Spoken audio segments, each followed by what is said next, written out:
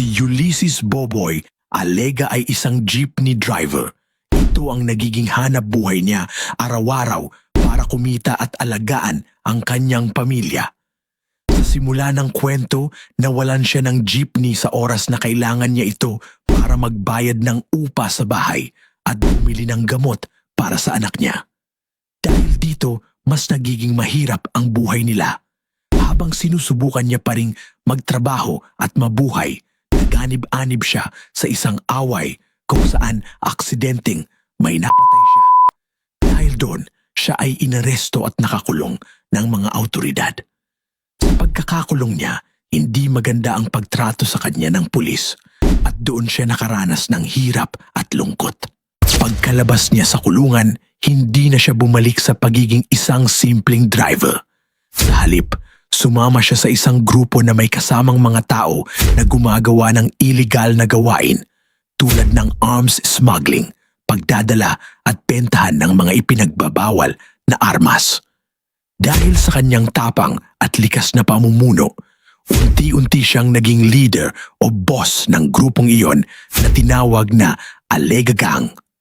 Doon sa pagiging leader ng grupo, marami silang mga engkwentro at talaban sa mga awtoridad at iba pang grupo, kaya sila ay naging kilala bilang mga taong kinatatakutan ng ilang tao.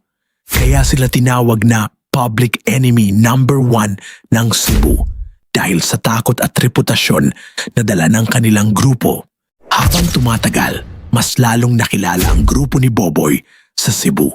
Dahil sa kanilang mga iligal na gawain, mas naging mahigpit ang pagbabantay ng mga awtoridad laban sa kanila. Maraming operasyon ang isinagawa upang mahuli ang mga miyembro ng grupo. Sa kabila ng kanyang tapang at pagiging leader, nagsimulang maranasan ni Boboy ang bigat ng kanyang mga desisyon. Hindi naging madali ang buhay na pinili niya. Palagi siyang nagtatago, laging may panganib at malayo sa tahimik na buhay na dati niyang pinapangarap para sa kanyang pamilya. Habang tumitindi ang paghahanap sa kanya, mas lalong lumiliit ang kanyang mundo. Ang mga kaibigan ay nabawasan at ang tiwala ay naging mahirap ibigay. Unti-unti niyang nakita na ang landas na kanyang tinahak ay puno ng takot at hindi kapayapaan.